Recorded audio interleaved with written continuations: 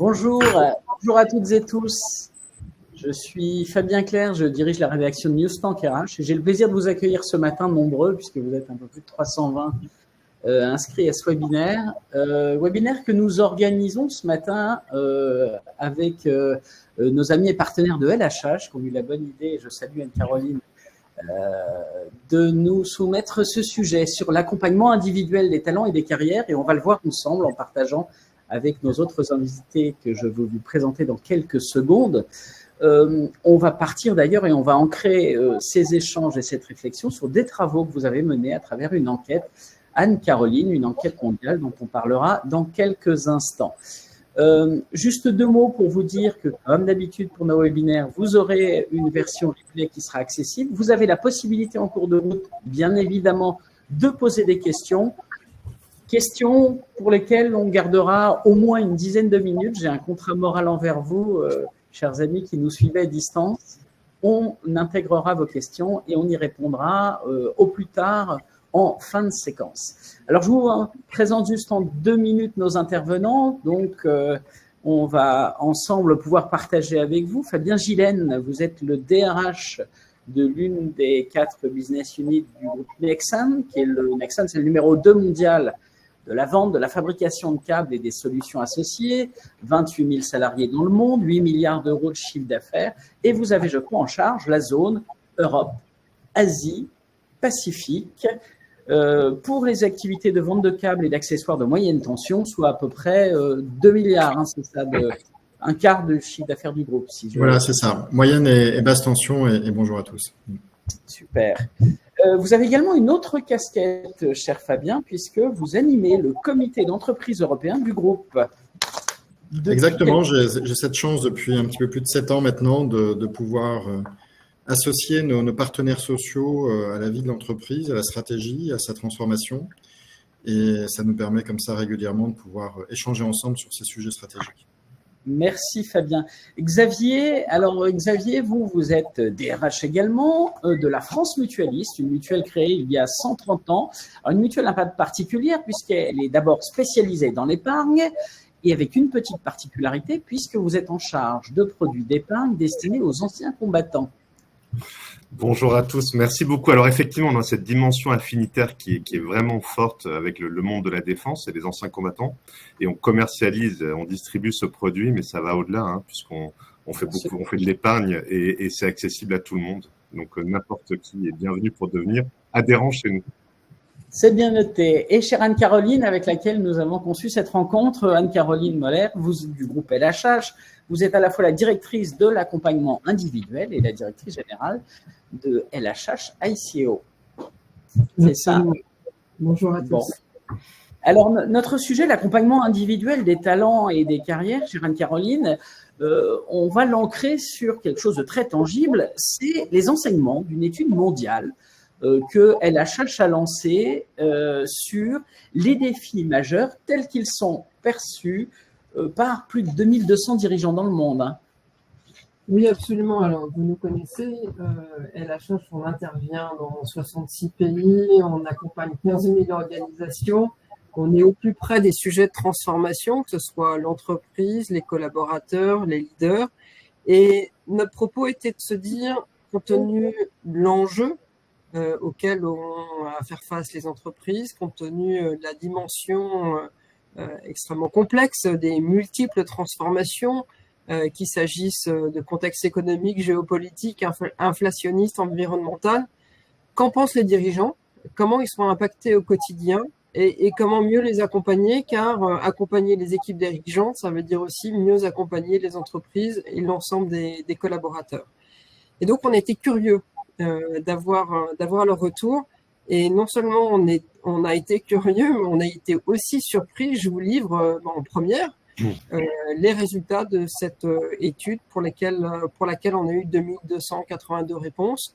Pour moitié des dirigeants d'entreprises de taille moyenne et grande entreprise, et pour autre moitié des DRH. Et c'est là où ça va être intéressant d'avoir le retour de Xavier et de Fabien par rapport à leur environnement spécifique et différent d'un point de vue sectoriel pour voir comment ils se retrouvent par rapport à ce que ces dirigeants nous disent.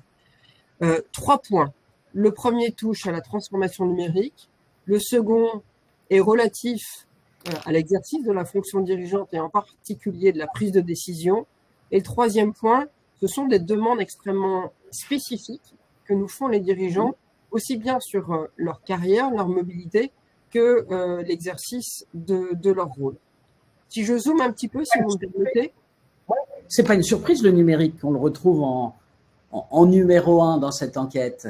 Alors, c'est une surprise pour nous de le trouver en numéro 1 devant d'autres sujets tout aussi prégnants que sont les éléments économiques auxquels les entreprises ont à faire face, que sont la pression environnementale, que seront la guerre des talents et les mobilités requises. Donc, le fait que ça soit la priorité numéro 1 n'est pas surprenant dans la thématique qui est évoquée, mais dans le niveau de préoccupation et de complexité à aborder. On sait que le numérique est à la fois une promesse positive.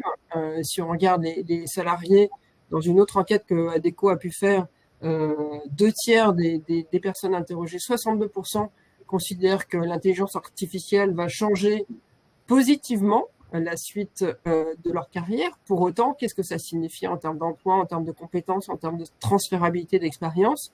On sait que l'AI peut apporter des choses intéressantes en termes de productivité, en termes de réduction des coûts, voire même en termes de prise de décision. Pour autant, on voit ici une complexité, une problématique d'avoir les bonnes compétences, les bonnes expertises, de former les bonnes équipes. Donc, le sujet est intéressant dans le fait qu'il s'agisse d'une priorité numéro 1 perçue et en interne et par rapport à une pression extérieure et qu'elle soit multisectorielle. Le deuxième sujet…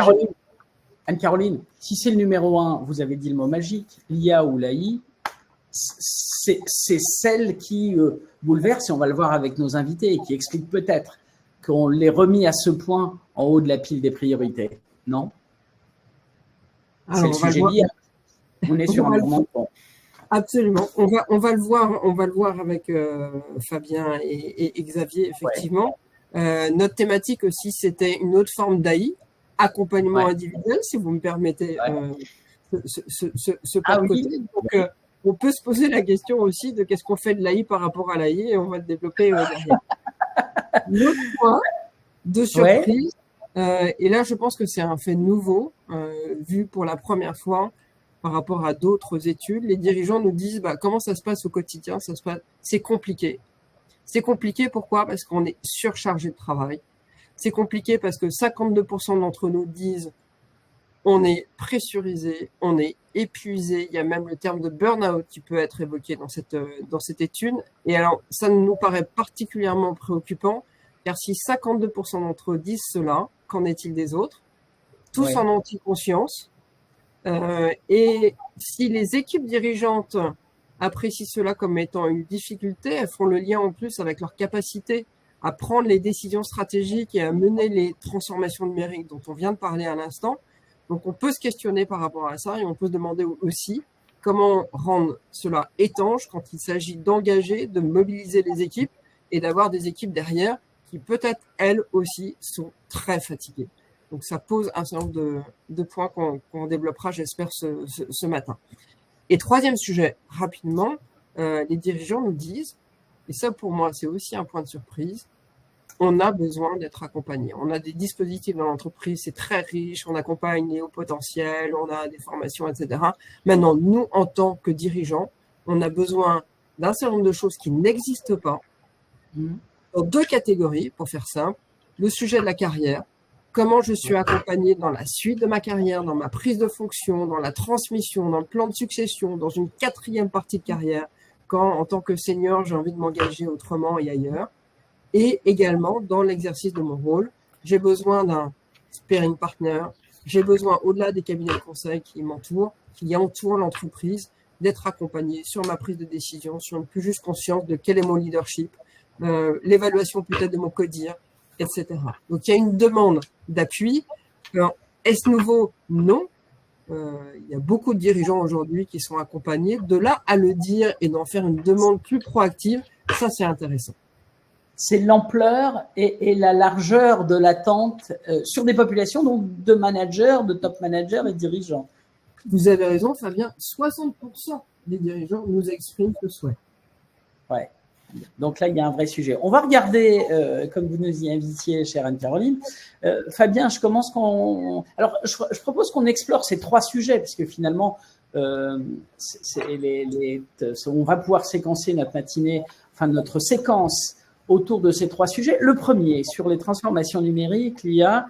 Cher Fabien, je rappelle que vous êtes VP HR communication chez Nexen. Comment est-ce que ça vous surprend qu'on ait, comme nous le disait Anne-Caroline, en numéro 1 dans les priorités, ce sujet du numérique avec la question de l'IA quand même, qui bouleverse un peu la donne et qui impacte fortement les organisations, les fonctions RH aussi d'ailleurs. Alors, d'une certaine manière, oui et non. Oui, comme le rappelait Anne-Caroline, parce qu'on pouvait spontanément penser qu'il y avait d'autres sujets de transformation d'entreprise qui auraient pu émerger à ce rang-là. Mais en même temps, c'est vrai qu'on rentre dans une transformation profonde et en termes de direction d'entreprise, donc capacité à penser l'avenir finalement et anticiper les impacts. Et comme la population de répondants sont les 4 dirigeants d'entreprise, aussi la fonction RH, les impacts sont parfois potentiellement très importants au niveau du corps social, sur justement quelles sont les compétences de demain, comment adapter aussi avec des nouvelles opportunités d'optimisation de travail, finalement l'adéquation des ressources par rapport à ces opportunités. Donc, in fine, ça crée un environnement sur lequel c'est un sujet qui remonte vraiment de plus en plus sur le haut de la pile, avec aussi peut-être un sentiment d'urgence de comprendre quels pourraient être de manière assez concrète finalement les bénéfices de cette transformation et de ne pas perdre de temps par rapport à d'autres acteurs qui sont dans le champ de la compétition. Et je crois qu'aujourd'hui, c'est ça qui crée un peu la tension, c'est que tout le monde perçoit un potentiel très important, pas toujours bien identifié encore sur les cas d'usage, sur la manière de le transformer. Et on se dit que si on prend du retard, c'est peut-être un retard qui sera très difficile, voire impossible à rattraper. D'où cette préoccupation qui vient, on va dire, au-dessus des autres par rapport à l'enquête qui a été menée. Comment est-ce que vous le traduisez chez vous? Quelle est votre stratégie? Parce que oui, on a bien les 2 dimensions. À la fois la certitude qu'il faut y aller, on ne veut pas être dépassé, c'est prendre un risque considérable. En même temps, on ne sait pas exactement ce que seront les aboutissements, les outils, les stratégies. Il faut explorer. Quelle est votre stratégie, Fabien, chez Nexen sur le sujet? Alors, au sein de Nexen, on a toujours la volonté d'être assez pragmatique et de développer ce qu'on appelle donc les cas d'usage, que ça soit dans le cadre de la digitalisation de nos activités industrielles avec notre plan Factory 4.0, la capacité aussi sur les autres applications, finalement d'essayer de travailler ensemble, d'expérimenter les outils. Donc, on a un partenariat important avec un grand groupe informatique qui nous permet aujourd'hui de pouvoir, sur chacune des fonctions finalement de l'entreprise, appréhender l'outil, commencer à réfléchir avec les équipes, s'approprier aussi personnellement finalement, donc avec la formation adaptée, de manière à pouvoir justement mieux mesurer de manière très concrète le potentiel. Donc, on essaie d'avoir une vision assez globale sur le sujet, mais en même temps assez expérimentale d'une certaine manière dans chacune des fonctions. Qu'est-ce que ça veut dire pour nous? Quels sont les facteurs d'opportunité, les facteurs de risque, et comment, en commençant à expérimenter les choses, on arrive à déterminer le bénéfice réel du cas d'usage. Le contexte Factory 4.0, on peut en dire 2 mots, c'est quoi cette stratégie industrielle?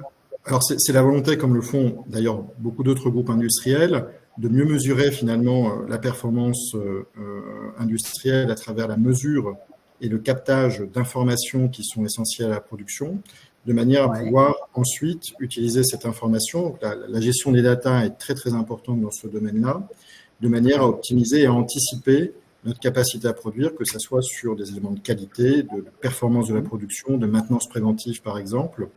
Et c'est vrai qu'on va vers des systèmes d'usines un peu miroirs qui sont digitalisés et qui permettent de bien voir de manière centrale et comprendre le fonctionnement de chacun des équipements et comment donc on peut optimiser le fonctionnement de ces équipements.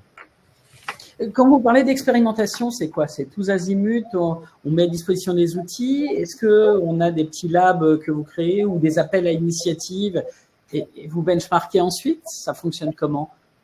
Alors, c'est l'idée, c'est-à-dire qu'on a sollicité d'une part l'ensemble des têtes de fonction, mais aussi surtout des personnes qui sont volontaires et qui ont une appétence pour prendre du temps, parce que ça demande un petit peu de temps pour appréhender l'outil et ensuite pouvoir en mesurer le bénéfice. et ensuite de partager cette expérience en petits groupes d'une certaine manière, remonter les informations et essayer d'étendre par capillarité l'ensemble de ces initiatives de manière à pouvoir avoir une force motrice avec des personnes qui sont un peu au cœur de la volonté de découverte finalement de ces nouvelles applications et au fur et à mesure agréger donc d'autres populations qui sont peut-être spontanément un petit peu moins naturellement intéressées ou à l'aise avec ces transformations digitales. Et c'est quoi les premiers retours? Alors, je ne sais pas à quand remonte la démarche, c'est tout récent ou pas? Alors, pour le coup, c'est vrai qu'on est au démarrage. On a eu il y a quelques mois nos kick-offs avec la direction informatique pour voir justement comment les choses pouvaient se mettre en place. Donc maintenant, chacun est dans sa courbe d'expérimentation, on va dire, de l'application. Et donc, je pourrais vous en dire un petit peu plus d'ici quelques semaines ou quelques mois sur ce qu'il en ressort, ce qui sont les vraies bonnes idées d'une certaine manière, ce qui sont les fausses bonnes idées, puisque in fine, c'est peut-être pas là où on va avoir les gains les plus importants. Et puis, je prends un exemple très concret, là aussi, on est en train d'expérimenter dans nos réunions la transcription automatique. Est-ce que ça marche? Est-ce que ça permet d'avoir un gain de temps? Que ça soit aussi dans les communications qu'on puisse faire, tout ce qui est traduction automatique. Là aussi, ça peut faire un gain de temps sur la partie communication. Et puis sur le volet, j'ai parlé du volet industriel, mais le volet commercial aussi, qu'est-ce que ça veut dire pour nous quand on appréhende un besoin client? Comment l'intelligence artificielle peut nous aider à proposer éventuellement de la vente additionnelle, à optimiser nos chaînes logistiques, à faire en sorte de pouvoir, là aussi, mieux utiliser les historiques de données en vue de faire des propositions qui sont adaptées aux besoins du client. Donc ça, c'est vraiment des sujets très opérationnels et au cœur du système, j'allais presque dire du business model finalement qu'on peut proposer en termes d'offre de service, qu'on est en train au fur et à mesure d'expérimenter à travers ces nouveaux outils finalement qui sont mis à notre disposition. Et vos partenaires sociaux vivent ça comment? Parce que vous avez une casquette aussi, une compétence particulière. Ils sont observateurs, il y a une inquiétude ou pas? Ils sont associés ou demandeurs d'informations? Comme on est au démarrage, finalement, il y a la même appétence pour pouvoir mieux mesurer ce que ça veut dire vraiment. Donc après, on est chaque organisation a ses caractéristiques. On est dans une industrie qui est assez peu intense en termes de manœuvre, hormis certaines activités très spécifiques qui sont liées à l'automobile. Donc finalement, sur tout ce qui est finalement impact dans les usines, c'est plutôt des aides et des accélérateurs ou des facilitateurs de gestion de la performance qui vont aider justement nos opérateurs qui sont sur le terrain à mieux maîtriser leur outil et à pouvoir interagir avec le reste de l'entreprise de manière facilitée. Sur nos autres fonctions de support, on est en train quand même de caractériser les cas d'usage avec à chaque fois ce souci de se dire si on a un impact par exemple sur l'emploi sur certaines fonctions, c'est quelque chose qu'on mettra sur la table, qu'on traitera, mais avec une caractéristique d'organisation qui nous laisse à penser que ce sera plutôt une capacité à faire plus qu'un risque sur l'emploi en tant que tel. On va changer d'univers avec vous, Xavier. Alors, je rappelle que vous êtes le DRH de la France Mutualiste. Donc, on change de métier, on change de taille d'entreprise, puisque on l'a dit tout à l'heure, c'est 500 personnes si on intègre les bénévoles, si je me souviens bien. Comment est-ce que vous, d'abord, est-ce qu'il y a un étonnement de votre part ou pas que ce sujet numéro 1 de la digitalisation remonte dans l'enquête dont nous parlait Anne-Caroline? Et comment est-ce que vous la vivez chez vous?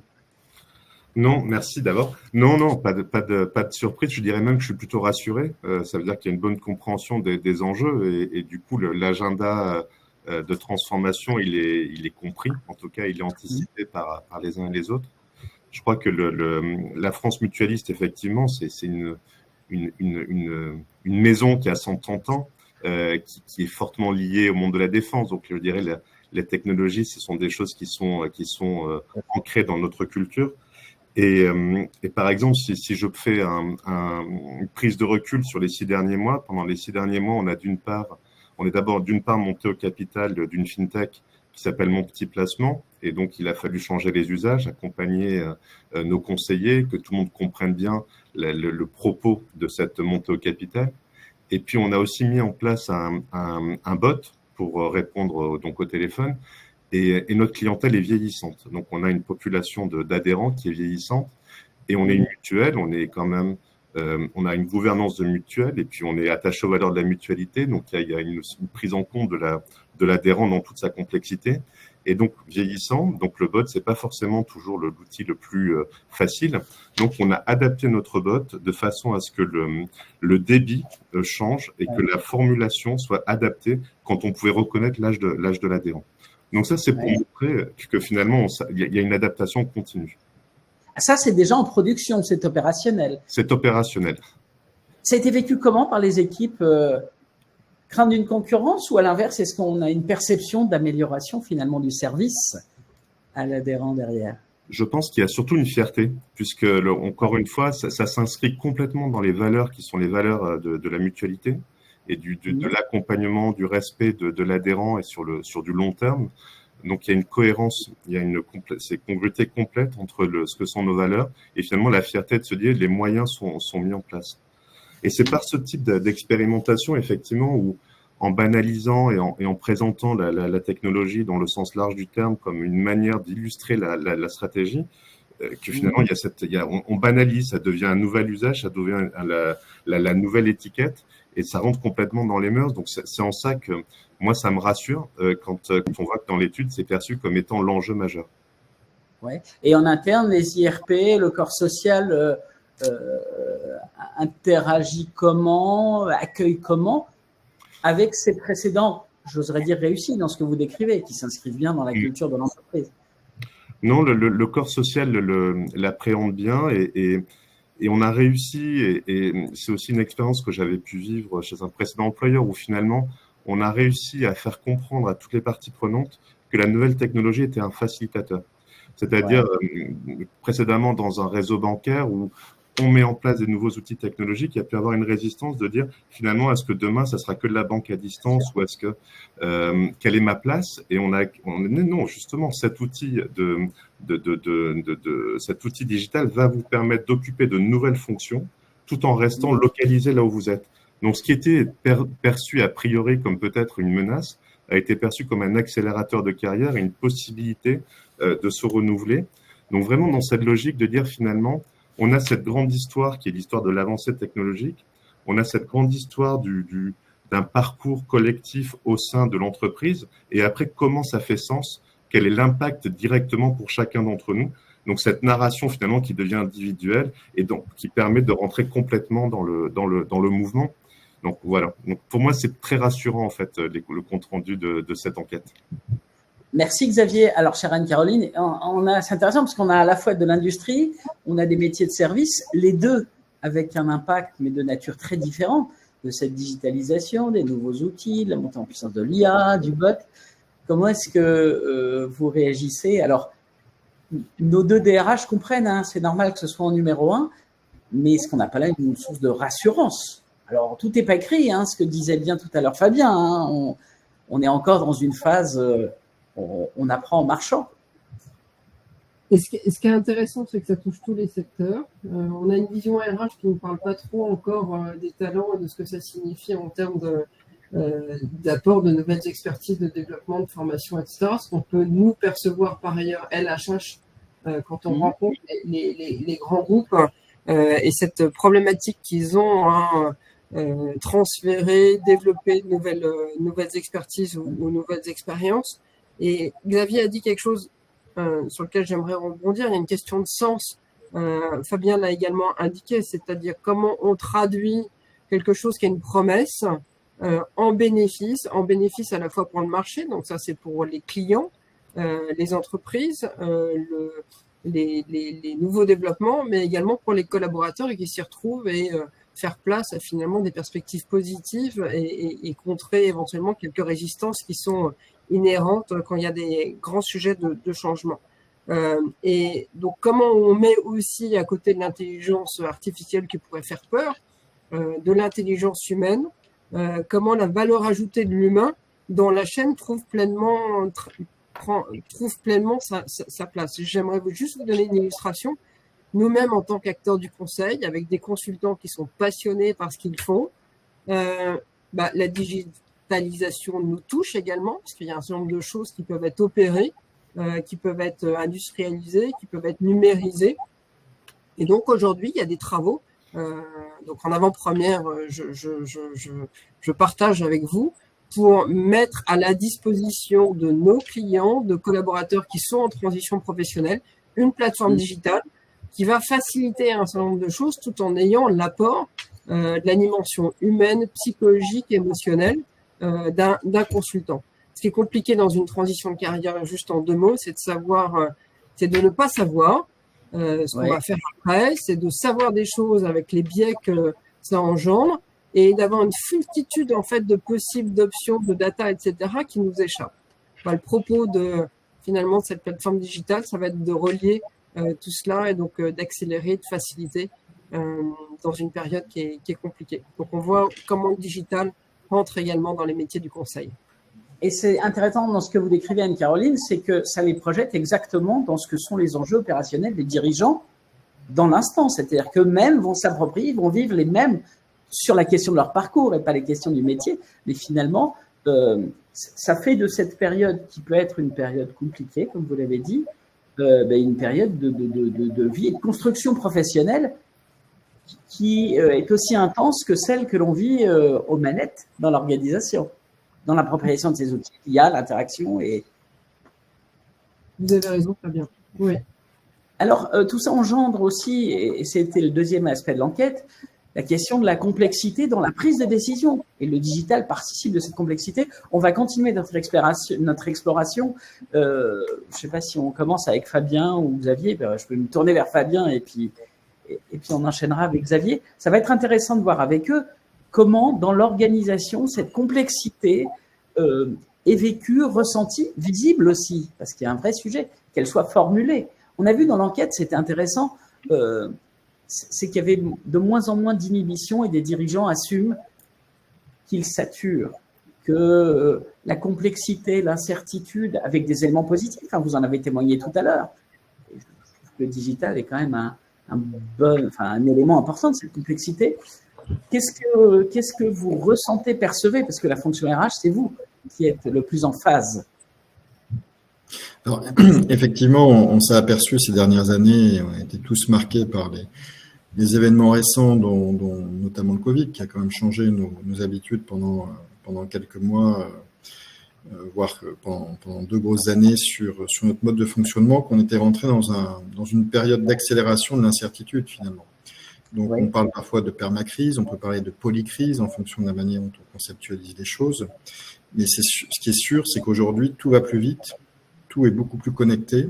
L'impact et l'écho que prennent certains événements, on le voit à travers les réseaux sociaux, la vitesse de propagation des informations, fait que ce facteur d'immédiateté et d'impact a été multiplié de manière exponentielle sur ces dernières années. Donc, pour un cadre dirigeant qui doit, avec son équipe et l'ensemble des collaborateurs de l'entreprise, finalement, naviguer à travers ces tempêtes successives entre crise économique, crise géopolitique, crise environnementale, changement climatique et problématiques sanitaires, ça nécessite quand même d'avoir à la fois, probablement, pour passer la crise, des convictions sur ce qu'il faut faire, une capacité à malgré tout penser l'avenir, avoir une vision stratégique claire, et ensuite à pouvoir embarquer les équipes pour passer ces bords. Et je pense que là-dessus, il y a quand même 2 piliers qui sont extrêmement importants. Plus la situation est difficile, plus il faut être transparent sur les enjeux et sur la manière dont on appréhende la complexité de ces problèmes. Et puis, on est toujours plus intelligent à plusieurs que tout seul. Donc ça, c'est un élément qui est très important, cette transparence face aux difficultés et face aux opportunités. La crise est aussi un contexte qui génère des opportunités d'action et de prise de décision, et ceux qui les prennent vite et mieux que les autres s'en sortent un peu mieux. Et puis deuxièmement, il faut avoir une agilité finalement qui permette d'éviter une rigidité quelquefois qui peut être de l'organisation ou de la vision stratégique précédente, de manière à pouvoir, d'une certaine manière, réadapter en permanence en fonction des nouvelles informations qui viennent, les opportunités d'action et de prise de décision. Et ça, c'est une culture qu'il faut essayer de mettre en place dans l'entreprise, d'une certaine manière, d'avoir cette agilité à la fois intellectuelle et j'allais dire opérationnelle, organisationnelle, pour pouvoir mobiliser des compétences, des expertises, des équipes, et j'allais dire notamment en interne dans l'entreprise, mais aussi avec tout l'écosystème, puisqu'on n'a pas toujours les bonnes compétences au bon moment, ou avec la bonne densité, ou avec la bonne volumétrie. Et donc, la capacité à intégrer l'écosystème avec tout ce que ça peut apporter, donc des partenaires, que ce soit la société de conseil, des freelances aujourd'hui, de plus en plus, on voit des professionnels qui aussi vont dans cette logique-là. L'ensemble des entreprises qui nous aident à faire fonctionner l'entreprise, essayer d'être ensemble plus intelligents et donc gagner en réactivité. Parce que finalement, le temps d'exécution est souvent un facteur clé aussi du succès. On peut avoir la bonne vision des choses, mais si finalement on réagit de manière trop lente, c'est un facteur qui peut faire perdre finalement la bataille à un moment donné, même si on avait une vision assez claire de ce qu'il fallait faire. Alors concrètement, pour piloter ces expérimentations, ce qu'on a décrit au tout début de ce webinaire, ça veut dire quoi? On organise des modes projet, on fait des équipes transverses. Comment est-ce que vous pilotez ça en tant que DRH? Exactement. C'est d'une part une vision claire. Vous savez que le groupe Nexans est en pleine transformation puisqu'on est en train d'avoir une rotation de notre portefeuille d'actifs pour se recentrer sur l'électrification. Ça représente comme un tiers du chiffre d'affaires, la moitié de l'effectif. Et donc, il faut de la transparence, il faut de la pédagogie pour embarquer chacun dans cette stratégie. C'est quelque chose qu'on a, mis en œuvre depuis 2021 avec une transparence totale sur quels étaient les enjeux et pourquoi on faisait les choses. Donc ça, c'est le premier pilier. Deuxième pilier, c'est effectivement, avec les équipes, d'essayer de continuer à être connectés sur les avancées du marché, les benchmarks, les échanges d'expériences, ce qu'on appelle des learning expeditions d'une certaine manière, donc toujours être en alerte par rapport à ce que font les meilleurs, et les meilleurs, c'est pas toujours les grandes entreprises. Il y a des entreprises qui ont très bon modèle aussi, mais c'est aussi les startups, c'est la capacité à innover sur certains champs. Donc avoir cette agilité aussi vers l'extérieur et développer une capacité à se remettre en cause en permanence, à apprendre dans l'entreprise. Et ça passe effectivement par des modes projet, par des squad teams, par des programmes d'accompagnement des cadres dirigeants et des cadres de l'entreprise, et je dirais même des opérateurs dans nos sites, sur la base de projets, aller saisir l'innovation et les propositions qui sont faites, de manière à pouvoir créer des petits groupes de travail qui travaillent ensemble et qui ont l'autonomie pour pouvoir proposer des choses qui sont ensuite déployées si les idées sont confirmées et si elles sont bonnes finalement. Donc c'est expérimentation, capacité à casser les silos, les codes de l'entreprise par les groupes de projets de manière à avoir des approches plus transversales, et puis essayer de cadrer à ce moment-là des initiatives dans un temps limité pour expérimenter. Puis si ça ne marche pas, on passe à autre chose. Si ça fonctionne, c'est plutôt à ce moment-là le déploiement qui devient clé pour essayer de garder les bonnes idées et les implémenter partout dans l'entreprise quand elles font sens.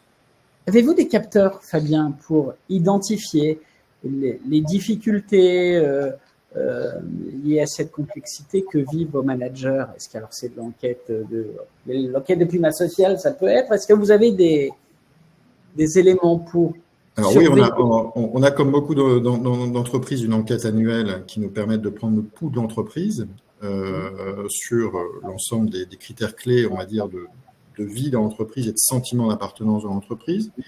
On a l'initiative locale aussi qui permettent d'aller plus sur des sujets précis par rapport aux enjeux de l'entreprise en termes, là aussi, de climat social, de fonctionnement des équipes, d'opportunités, on va dire, d'action ou de réaction sur des sujets qui peuvent être désirritants, en termes de traitement des irritants. Et puis, dernièrement, donc, le groupe a lancé aussi une enquête sur, finalement, avec une enquête qui est sur un référentiel avec McKinsey, OHI, qui nous permet aussi de mesurer un peu finalement la santé de l'organisation ou l'appétence là de la fonction plus managériale dans l'entreprise, et quelles sont les opportunités là aussi d'action. Est-ce que j'ai confiance dans l'avenir de l'entreprise? Est-ce que notre organisation est suffisante? Qu'est-ce qu'il faut éventuellement faire bouger? Est-ce que j'ai suffisamment d'autonomie pour pouvoir prendre les décisions qui m'incombent? Est-ce que l'organisation est bien dimensionnée sur ce plan-là? Donc ça, c'est des sujets qu'il faut quand même régulièrement remettre sur la table et essayer d'éviter un peu le conservatisme qu'on peut avoir par nature, parce que c'est toujours plus facile de ne pas faire que de faire, pour rester agile là aussi. Donc oui, on a un certain nombre d'enquêtes qui permettent d'objectiver avec de la data aussi, là où on peut avoir à la fois des très bonnes pratiques ou départements ou des entités qui sont plus en difficulté de manière à pouvoir adresser ces difficultés. Fabien, on est entre nous, ou presque. Ce qui ressort, vous ressentez vous aussi cette complexité croissante perçue, les inquiétudes du management comme ceux qui remontaient dans l'enquête d'Anne-Caroline à l'HH? Oui, je pense qu'il y a une aujourd'hui, tout va plus vite. Donc, il faut être en capacité de pouvoir faire les choses plus rapidement, au bon niveau de qualité, au bon niveau de prise d'initiative. Et comme je disais, les échos, aussi l'impact des choses est aussi beaucoup plus forte finalement avec un temps court de réaction. Donc ça crée une pression constante de dire il faut faire les bonnes choses avec le bon timing et avoir le bon résultat. Donc ça c'est quelque chose qui est présent, je pense, dans toutes les organisations. Après, ma réflexion personnelle sur le sujet, c'est que l'élément de confiance est extrêmement important. Si vous avez confiance, d'une part, sur la trajectoire qui est faite dans l'entreprise, et si vous avez confiance en vos pairs, en votre organisation, de manière à pouvoir faire les choses, ça crée beaucoup de force collective, de manière à pouvoir passer les difficultés. Mais effectivement, à chaque jour suffit sa peine, et il faut à chaque fois remettre finalement l'ouvrage sur le métier. Donc c'est un combat de chaque jour, finalement. Mais c'est aussi excitant d'avoir ce type de complexité à gérer d'une certaine manière. Merci Fabien, on va quitter Nexence pour quelques minutes et on retourne dans le monde du service avec la France Mutualiste. Alors chez vous, Xavier, la complexité dans la prise de décision, tout ce qu'on vient de décrire avec Fabien, vous le vivez aussi. L'entreprise, en termes d'effectifs, est moins nombreuse. Il y a la culture forte du mutualisme, il n'empêche, vous vivez les mêmes changements.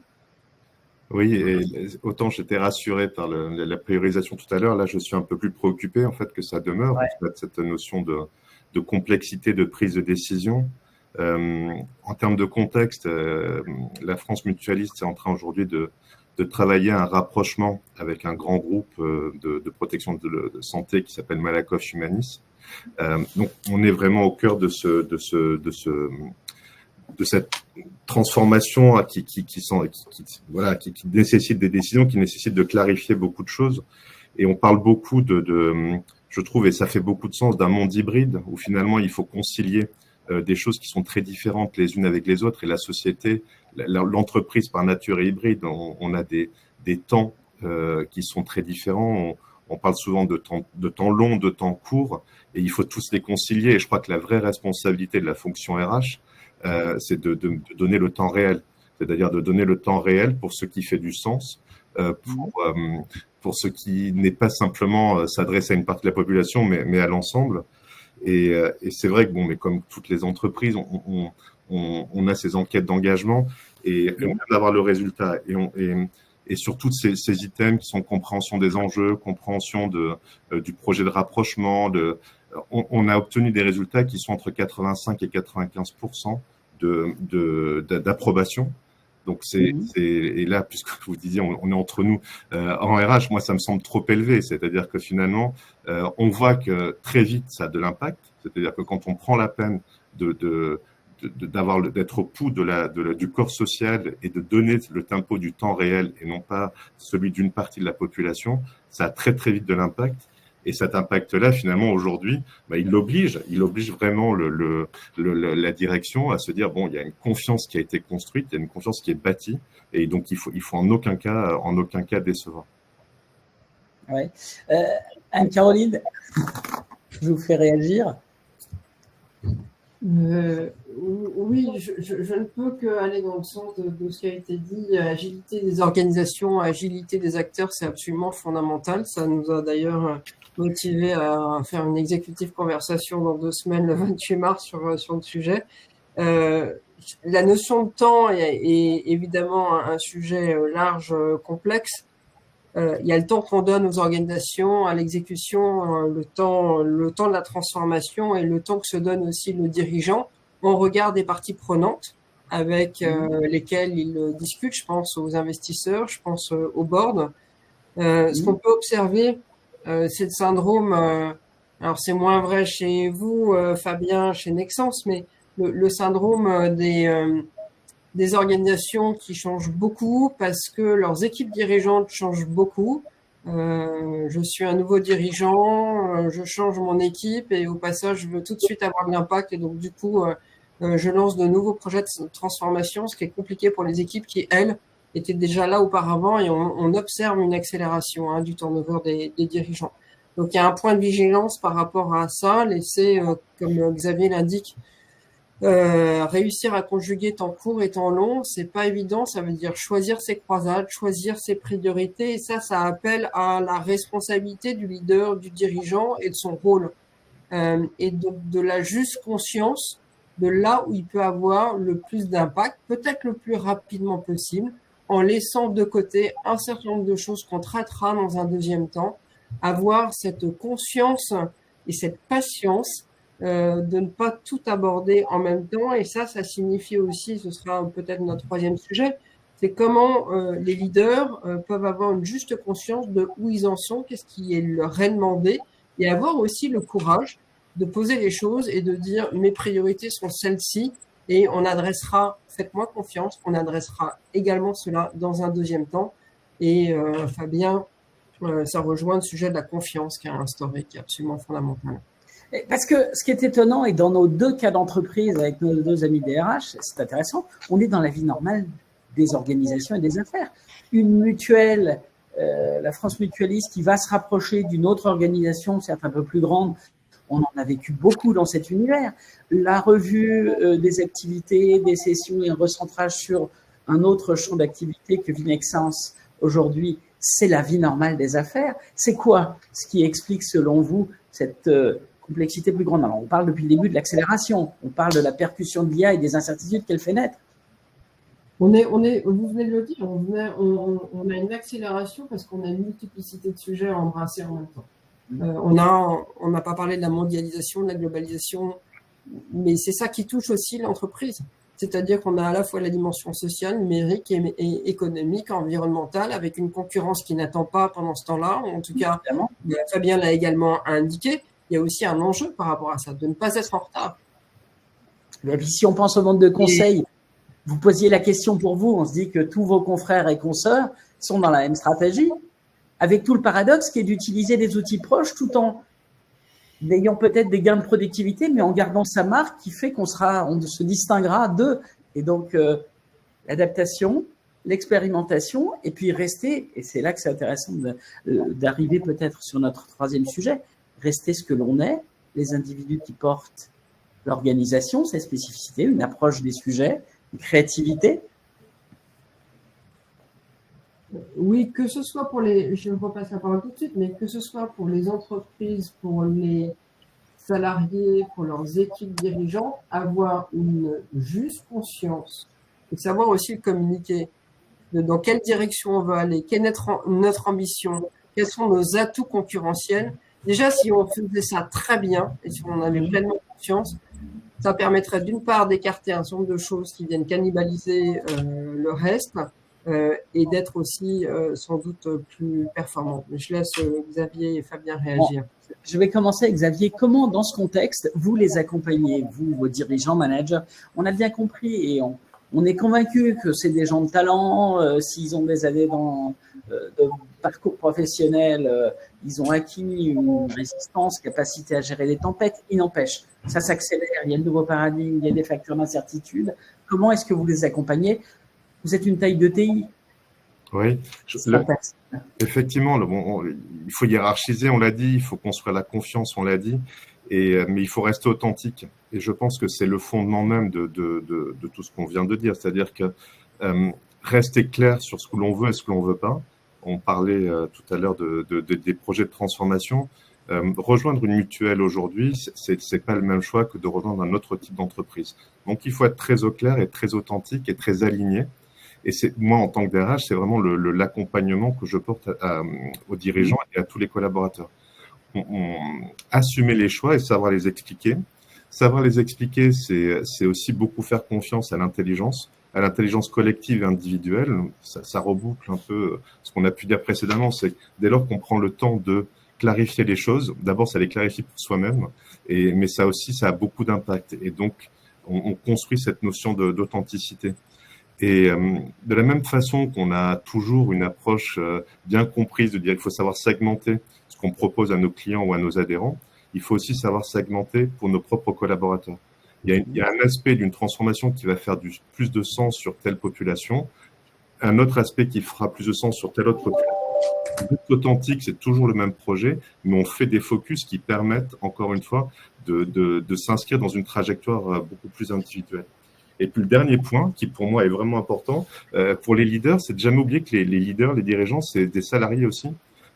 Et on a un peu tendance à conceptualiser à outrance ce qu'est le rôle du dirigeant, en imaginant que finalement ils sont parés de toutes les qualités. Mais non, ça reste des personnes comme les autres. Et c'est là où, peut-être avec parfois de l'humilité, il faut savoir se dire, bon, peut-être que là, pour accompagner tel dirigeant, je vais faire appel à tel ou tel partenaire, ou je vais changer d'angle pour avoir effectivement cette influence et cet accompagnement. Donc vraiment cette notion de segmentation et qui s'applique finalement aussi aux dirigeants tout autant qu'aux collaborateurs. Fabien, chez Nexence, sur cette dimension d'accompagnement des collaborateurs, accompagnement de l'encadrement des dirigeants, de l'encadrement supérieur, il peut a priori avoir une réticence à formuler ses propres incertitudes, ses besoins, de prise de distance, Je crois qu'effectivement, il y a deux facteurs. Il y a le facteur collectif. Et c'est vrai qu'il y a quelque chose qu'on aime bien faire au sein de la maison, c'est un peu la mise au vert, finalement, essayer de changer le contexte, le cadre pour se retrouver au sein de l'équipe et de pouvoir exprimer justement de manière un peu différente quand on n'est pas dans le même contexte professionnel, ses aspirations, ses doutes, ses sentiments un peu plus profonds finalement sur la manière dont on voit les choses, en essayant de faire converger sur une ambition commune, finalement, qu'est-ce qu'on veut réaliser ensemble. Hein. La vie est courte, donc autant essayer d'optimiser quand même le temps qu'on passe sur Terre, et donc de pouvoir avoir à la fois, et je reviens sur la confiance, je crois que c'est très important, l'authenticité vient aussi par le fait de se sentir en capacité de pouvoir s'exprimer librement et complètement. D'abord la confiance dans l'équipe, qui doit ensuite, je dirais, être visible pour l'ensemble on va dire, des équipes qui sont connectées avec l'équipe de direction. Après, parfois, il y a besoin d'un accompagnement un peu plus individualisé, qui peut se faire effectivement soit par le coaching, par le mentoring, en fonction des besoins. L'introduction dans l'entreprise est toujours une période aussi, l'intégration dans l'entreprise est toujours une période assez sensible, parce que finalement, on s'aperçoit par expérience que c'est souvent peu la dimension technique qui pêche quand on a on va dire des échecs en matière d'intégration, c'est souvent la dimension culturelle, le fait de pouvoir s'inscrire dans un collectif de travail. Et donc, plus ce collectif est conscient à la fois de ses valeurs, hein, vous voyez peut-être, j'ai un petit tableau derrière moi, un petit poster avec 3 valeurs clés pour le groupe, hein, Pioneers, Dedicated et United.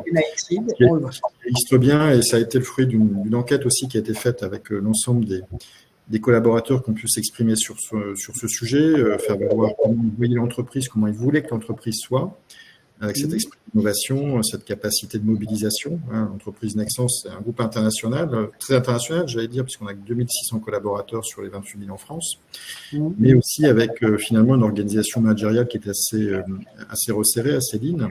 Donc chacun est important dans l'entreprise.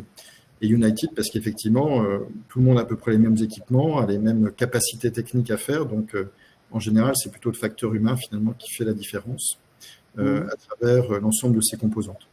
Donc, voilà, donc des solutions plus individualisées quand c'est nécessaire, avec toute la panoplie qu'on connaît. Et une dimension collective, là aussi, se mettre au vert, réfléchir sur l'avenir, sur l'ambition collective, sur la trace que chacun souhaite laisser dans l'entreprise. J'ai toujours été surpris aussi de voir des grands sportifs s'exprimer. Et souvent, ils me disaient, ben voilà, quand je rentre en équipe nationale, en sélection nationale, c'est bientôt les JO. Mon ambition, c'est de faire en sorte que le maillot qu'on va m'accorder pendant une période de temps donnée, je puisse le rendre un petit peu plus brillant que l'état dans lequel il m'a été confié. Donc, je crois que c'est cette ambition-là qu'il faut essayer de porter aussi dans l'entreprise. Ouais. Et d'ouvrir, on a bien vu aussi la capacité, on a vu à travers vos 2 témoignages, à exprimer ses doutes ou son besoin, ce qui est quand même pas l'image standard du manager de haut niveau dans une grande boîte. En général, on ne formule pas. Certains se faisaient accompagner et c'était d'initiative personnelle. Comment l'entreprise crée-t-elle un climat qui fait qu'il n'y a pas de difficulté à pouvoir faire appel, utiliser, activer un dispositif proposé pour aller chercher un coup de main, un accompagnement, Ça se décrète pas. C'était pas évident dans la culture des grandes boîtes mondialisées. Non, et c'est jamais gagné. Je veux dire, c'est toujours là aussi un travail au quotidien, une attention quotidienne pour faire en sorte que justement, quand il peut y avoir des tensions, rien n'est jamais acquis définitivement. Donc, c'est quelque chose qu'il faut travailler au quotidien. Quelquefois, ça marche très bien, quelquefois, ça marche un peu moins bien. Mais si on le fait avec une ambition, j'allais dire sincère et de la vitalité, il n'y a pas de raison qu'à la fin, on n'y arrive pas. Anne-Caroline, la sincérité et de l'attention de nos deux DRH, on n'en doute pas, et il exprime très bien. Comment est-ce qu'on fait dans l'organisation pour que le climat soit suffisamment serein pour que le fait et que l'entreprise elle-même non seulement propose et n'ait pas de difficulté à fournir ce coup de main, ce recours à un accompagnement externe, du coaching, du mentoring. Je connais suffisamment Fabien et Xavier pour affirmer leur honnêteté de leurs propos.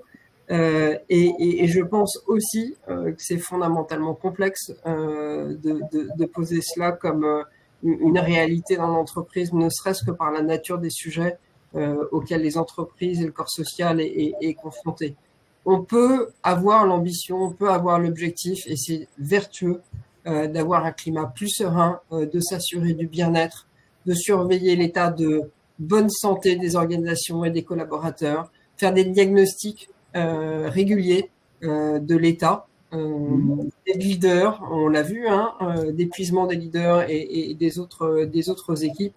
Et beaucoup d'entreprises d'ailleurs font appel à des cabinets pour poser ces diagnostics et ensuite avoir des solutions qui leur sont spécifiques. Sur le sujet individuel, il y a le sujet collectif et individuel. Sur le sujet collectif, je trouve ça intéressant de rendre les organisations perméables à d'autres pratiques et d'admettre qu'on ne sait pas tout et qu'il y a des choses intéressantes à apprendre à l'extérieur. Et je pense qu'il n'y a pas un COMEX ou un CODIR aujourd'hui qui ne soit pas en capacité d'aller au vert et puis d'écouter d'autres bonnes pratiques. Et c'est intéressant de le faire régulièrement. Ça participe à l'agilité dont on parlait. Et compte tenu de la nature des transformations, on a beaucoup de choses qu'on ne sait pas, qui sont à apprendre ou à inventer ensemble. On peut permettre à des entreprises concurrentes, je ne sais pas, mais de secteurs différents, de transférer des bonnes idées. Au niveau individuel, on peut se dire on est dans un climat de confiance. Pour autant, un leader, par la nature des sujets stratégiques qu'il a adressés, ne peut pas parler de tout avec tout le monde, ni avec ses équipes, ni même avec ses pairs. Il y a des compétitions, il y a à la fois des alliances et des sujets de concurrence, ne serait-ce que par rapport à la carrière. Donc, je crois qu'il est possible et pertinent de proposer aux leaders, aux cadres dirigeants et aux autres fonctions managériales de pouvoir avoir un appui extérieur, bienveillant, confidentiel, qui apportera cette prise de recul, cette réflexion fondamentale pour mener les sujets de transformation et adresser les objectifs stratégiques. Et pas seulement quand ça ne va pas bien, c'est aussi mon autre propos. C'est-à-dire que on sait investir en disant on va donner une deuxième chance. Il y a un certain nombre de sujets qui se préparent, qui s'anticipent. On ne peut pas anticiper les crises. En revanche, on peut se préparer à un champ de possibles et être un peu plus agile en face, derrière. J'ai une question d'Abdelaziz qui dit, quand on accompagne, durant l'accompagnement, comment est-ce qu'on évalue ? Alors que je comprenne bien la question, comment est-ce qu'on évalue l'état ou les besoins de l'individu accompagné? Comment est-ce qu'on évalue quoi? Abdelaziz, n'hésitez pas à préciser. Et je vais voir avec Anne. Mais déjà, c'est une très bonne question. C'est-à-dire qu'un accompagnement sans évaluation et sans retour d'image ne sera ni intéressant ni pour l'organisation ni pour la personne concernée. Donc, il y a au départ un diagnostic à poser. Ce diagnostic, c'est une appréciation des objectifs à adresser et la multiplicité des regards peut être intéressante. Alors, je ne parlerai pas du 360 qui peut apporter quelques biais, mais en revanche, définir dans quelle direction on souhaite aller, quels sont les attendus si l'accompagnement doit apporter des bénéfices, ça c'est à poser dès le départ et peut-être à mesurer également dans la durée avec des milestones pour dire ok comment on avance et s'autoriser aussi à ce que ce qui avait été défini de façon explicite au départ puisse être revisité. Une des clés de réussite ou une des clés de mesure, c'est bien entendu, au-delà des résultats business, opérationnels, c'est l'état de plaisir et d'accomplissement de la personne ou du groupe dans lequel elle se trouve. Pardon. Ouais, d'où l'importance qu'on voyait avec Xavier ou Fabien d'avoir des éléments d'évaluation qui soient annuels, qui soient des initiatives plus à l'échelle des équipes et de suivi de situations plus difficiles ou à l'inverse d'épanouissement. Oui. Et accompagner, ça peut vouloir dire accompagner une personne, qui est en poste, mais on peut préparer à cela. Donc, on n'en a pas trop parlé ce matin, mais en regard des enjeux de transformation que nous avons à adresser, on peut accélérer, parce qu'on a parlé de temps, s'il fallait vraiment accélérer le temps, le fait de travailler sur la transférabilité des expériences, de rendre les organisations, les équipes plus perméables entre elles et de favoriser des mobilités internes. Et ça aussi, ça s'accompagne, peut permettre d'adresser les sujets qu'on a vus. Xavier, Fabien, quand vous faites accompagner la visibilité, le contrat lié à l'accompagnement, l'évaluation de cette démarche et du profit que vous retirez de ces démarches d'accompagnement pour l'individu et fondamentalement pour l'organisation globale de ces stratégies. Qui veut commencer? Non, je veux bien commencer parce que je crois que les résultats, on les voit quand même très vite, de façon collective. Et on parlait de l'authenticité, d'être capable d'exprimer sa vulnérabilité. J'ai une expérience, j'ai travaillé quelques années au Moyen-Orient dans une structure qui était très verticalisée. Très, très verticalisée. Puis on s'est dit, on va travailler justement sur ce sujet-là. Et le sommet de la pyramide a commencé, donc le dirigeant principal a commencé à exprimer sa vulnérabilité, ce qui au départ a quand même beaucoup étonné, en disant mais comment c'est possible, il y a quelque chose qui ne va pas dans cette équation. Et puis finalement de dire, et on voit que c'est ça tout de suite en fait, à partir du moment où le leader s'autorise à exprimer une forme de vulnérabilité et d'accessibilité, les COMEX, les CODIR suivants ont tout de suite repris cette même culture. Donc, on le mesure très vite. C'est-à-dire que l'impact, quand il est bien ciblé et bien incarné, on le mesure très, très vite. Au-delà de tout ce qui est mesure quantitative dont on a pu parler. Fabien ? Non, absolument, je rejoins tout à fait ce qu'a dit Xavier. Dans leader vulnérable, les deux sont importants. L'idée, c'est pas de se polariser sur la vulnérabilité en tant que telle, mais c'est surtout de se dire en quoi c'est une force, finalement, de considérer qu'on n'est pas parfait et justement qu'on a à la fois à apprendre des autres, qu'on est toujours en phase d'apprentissage, finalement, tout au long de sa vie, et que finalement, là aussi, on peut aussi s'autoriser à solliciter, que ça soit en interne, en externe, le support nécessaire pour pouvoir passer des caps qui sont plus difficiles. Et ça, c'est une force pour l'entreprise de démystifier effectivement le super-héros qui doit être bon tout le temps, en permanence et sans faille, en fait. Ouais. Là, super-héros. Évidemment, c'était entendu. Caroline, c'est plutôt des sources de réassurance et d'optimisme. On regarde les enseignements de l'enquête où, oui, il y a une pression, il y a une vraie difficulté pour les managers. L'idée d'avoir des managers qui n'hésitent pas à faire état eux-mêmes de leurs incertitudes, de leurs séquences, telles que celles qu'expriment Fabien et Xavier. C'est quand même une sacrée source d'ancrage derrière des stratégies. Et ce qui est positif, c'est d'avoir une juste conscience de ce qui est en train de se passer, une aussi juste conscience possible de ce qui est en train de se passer, comment à différents niveaux de l'organisation, on peut prendre ensemble ces défis parce que ça fait sens, on a posé une ambition, on a communiqué sur les bénéfices et on est tous acteurs, c'est-à-dire ce ne sont pas les équipes dirigeantes qui ont l'apanage de conduire la transformation de l'entreprise. Il s'agit derrière d'avoir un engagement, une mobilisation, de réassurer aussi et dire que les leaders ne savent pas tout. En fait, ils ont le prétexte de l'intelligence artificielle pour pouvoir dire non, ça aussi, on ne sait pas. Et s'ancrer, vous parliez d'ancrage, Fabien, s'ancrer sur ce qu'on sait bien faire, c'est absolument essentiel. C'est-à-dire que sur cette notion de surcharge et d'épuisement, être au plus juste de ce pourquoi on a été nommé à tel rôle, dans tel mandat, et conduire et développer l'ambition de l'entreprise. Ça permet cette forme d'authenticité, vulnérabilité, je ne sais pas, mais cette forme d'authenticité pour dire ça, je me concentre là-dessus et on va aller chercher les expertises qui vont bien ailleurs et on va investir dessus. Donc oui, c'est positif. Absolument. Merci beaucoup. Merci à tous les trois. Merci Xavier. Merci Anne-Caroline. Merci Fabien. Alors, comme je vous l'avais indiqué en ouverture, évidemment, ce webinaire sera disponible en replay. Bien évidemment, vous pouvez toujours récupérer les informations et je pense à l'enquête. Il faudra qu'on le mette avec le replay, le lien vers l'enquête que vous avez menée, chère Anne-Caroline, ou les éléments que vous pouvez communiquer de cette enquête. On l'a vu, riche en enseignements. Un grand merci à vous. Merci d'avoir été fidèle à ce rendez-vous. Je vous souhaite une excellente journée et au plaisir de vous retrouver dans de nouvelles aventures. Merci à tous. À bientôt. Merci. Merci. À bientôt, au revoir. Merci à tous. Au revoir.